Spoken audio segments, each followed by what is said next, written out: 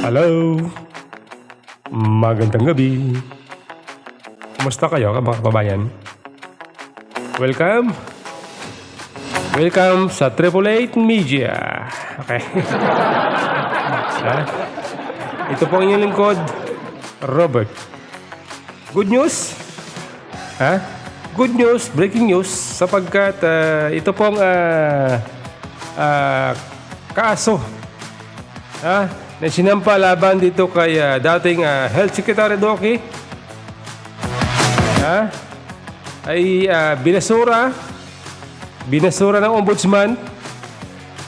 Ito pong kaso na to ay may kinalaman sa paglipat o transfer, fund transfer mula sa DOH papunta ng PSDBM during the pandemic crisis. Matatandaan na itong issue na to ay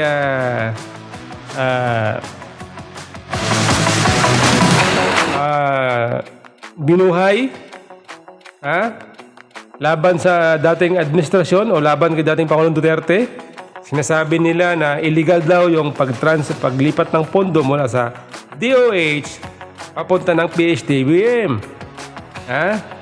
Nagtataka tayo sapagkat akalain nyo ang Kongreso ay nagpasa po ng batas during COVID-19.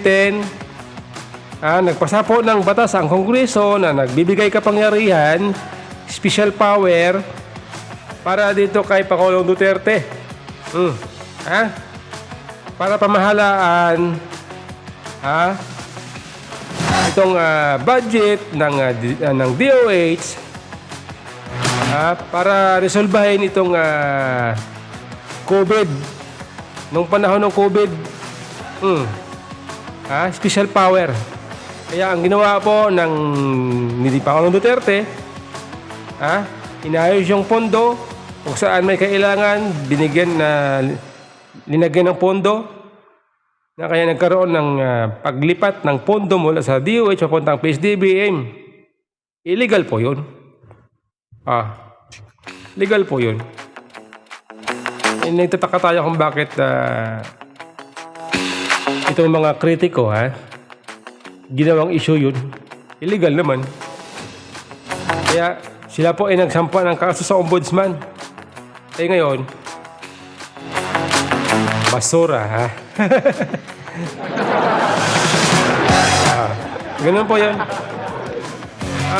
Ang tinutukoy ko pong batas na pinasa ng Kongreso during COVID crisis ay ang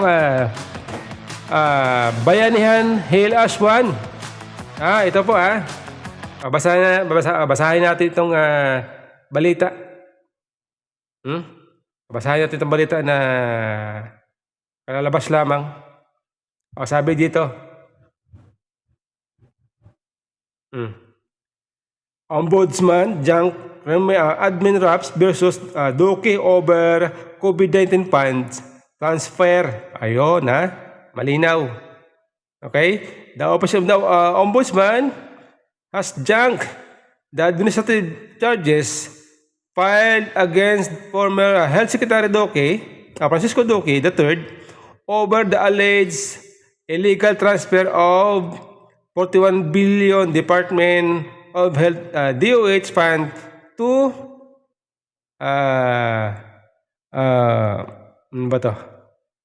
the Procurement Service of the Department of Budget and Management o PSDBM in 2020. Ayan po yun. Alam po kasi ninyo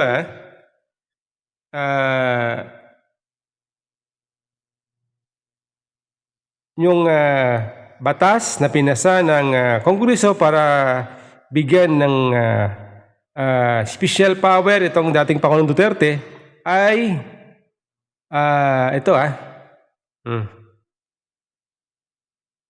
Bayanihan Hail Ash 1 batas o Republic Act number 469. Okay? In the Philippines, that was enacted in March 2020, granting the President additional authority to combat the COVID-19. So yan po yun. Legal yan, legal. Legal po ang paglipat. Kaya nung kasagsagan po ng atake laban dito kay Pangulong Duterte kay Doke, sabi ko nga malamang at sa malamang maibabasura lamang sapagkat malinaw po dun sa batas, malinaw po dun sa batas Republic Act 11469 na may kapangyarihan ang dating Pangulong Duterte para gawin pamahalaan ang pondo na ayon sa pangangailangan para labanan ang COVID-19. Legal po yun. Yan po ang katunayan. Basura. Basura. O ngayon, mga kritiko, paya Paya ba pahiya? Hindi lalo na itong lalo na itong si Gordon, dating Senador Dick Gordon. Pikon na pikon nun Pikon na pikon yun kay dating Presidente Duterte. Sapagkat siya po ang masigasig, maingay. Sinasabi na illegal daw, illegal. Sampahan daw ng kaso si Duterte. Sampahan daw ng kaso si Doke. Ayan, sinampahan nga. Ang problema, basura. Patunay. Kasi naman, ang gusto natin, kahit sana kayo ay kritiko, pag legal, illegal. Huwag yung gawing, ang legal, huwag yung gawing illegal, kayo ang gumawa Ambira kayo. Porket kalaban nyo sa politika, kahit na illegal, gagawa nyo ng issue, pupolitikahin nyo. O ngayon, pahiya kayo, pahiya kayo, Ambira kayo, Sabi ko sa inyo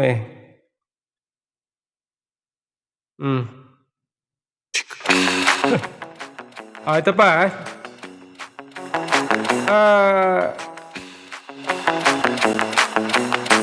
ano pa kaya, Dahil binasuran ng ombudsman itong kaso na to, ano kaya ang kasunod? Ano kaya ang kasunod na gagawin nito mga kritiko laban sa laban sa dating administrasyon Duterte? Tayo ay nag-i-expect na marami pang lalabas dahil nga malapit ang politika, malapit ang eleksyon. Tayo po ay nag-i-expect na marami pang mga kaso-kaso isasampa dito sa mga laban sa mga Duterte, laban dito sa mga kaalyado ng Duterte. Meron pa nga binabalak impeachment daw, pinag-uusapan, pinaplano diyan sa Kamara, impeachment laban kay VP Sara. Alam mo yun, wala silang mahanap na ikakaso laban kay VP Sara. Ngayon, ang ginagawa nila, facing.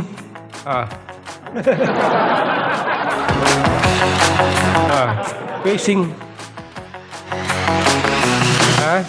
Hindi sila umubra doon sa issue, doon sa 125 million na confidential fund ni VP Sara. Hinalungkat na nila lahat. Pati COA. Pati COA, inimbestigahan na nila doon. Tinatawag doon sa Kamara para malaman, para makita.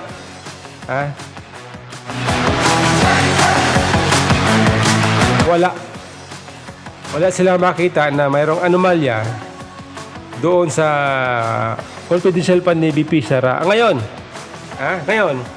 dahil wala sila nakita doon sa confidential fund, wala sila nakita na anomalya doon sa report ng COA, ang kanila kayong pinupunteriya, office of the Vice President. Ha? Sabi ko sa inyo ang purpose lang naman yan, mga ginagawang mga kaso-kaso na yan, para mapahina. Si VP Sara sa survey. Mapababa sa survey. Sa makatuwid politika. Ganun lang yan kaso itong Ali, si VP Sara ay mautak. Matalino. Kaya niyang harapin, kaya niyang sagutin, kaya niyang pakita na siya ay tama. Okay? Ang mahirap dito itong mga congressman, mga kritiko dyan sa kamara, sige ang bintang, may ninakaw daw, may anomalya daw. Wala nang pinakitang papel. Si VP Sara pag sumagot, may papel. May papel. Akalain nyo noong nakaraan, di ba? Itong dating DepEd Executive na si Gloria Mercado ba yun? Pumunta ng kamera, nagbida-bida doon, payak-yak pa. Yun pala, sabi ni VP Sara, meron daw anomalya itong si dating Undersecretary Gloria Mercado. At tuloy, imbis na maniwala ang tao, lalo po napahiya itong dating DepEd Secretary o Undersecretary na si Gloria Mercado dahil na-expose sa publiko na siya pala ay merong ginagawang kabulustugan doon sa DepEd. Akalain nyo, sabi ni VP Sara, meron daw ginagawang anomalya itong si dating Undersecretary Gloria Mercado na nagsusolicit daw. Di umano, sabi ni VP Sara, gamit ang kanyang pangalan.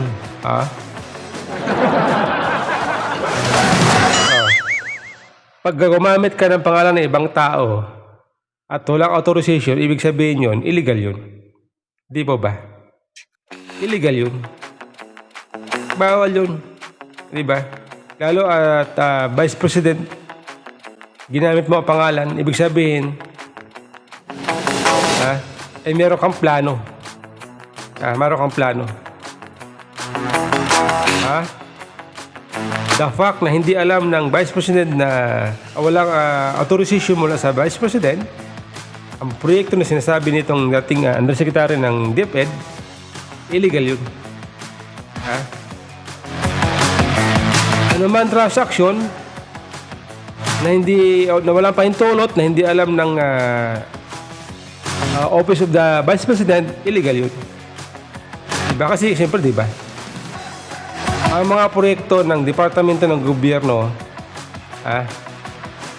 dapat yan may basbas, may authority, may authorization mula sa department head. Ganun yun, diba? Pero pag wala, ano ibig sabihin, no? Mikos-mikos. Mikos-mikos ang tawag dun. Yun daw po yun. Yun daw po ang ginawa nitong dating Undersecretary ng DepEd na si Gloria Mercado. Okay? Kaya po itong mga kritiko ni VP Sara. Kaya tayo po ay nag-i-expect na meron pa mga kaso-kaso na isasampa dito laban kay VP Sara. Meron pa yan. Habang papalapit ang eleksyon, 2028, tuloy-tuloy ang paninira kay VP Sara. Kaya ang payo ko sa ating Vice President, mag-ingat po siya sa paghawak ng kanyang pondo, sapagkat ang mga leon, ang mga demonyo ay parati nakaabang na kapag siya'y nagkamali, siya ay atakihin. Kaya mag-ingat po, VP. Mag-ingat po kayo, Madam.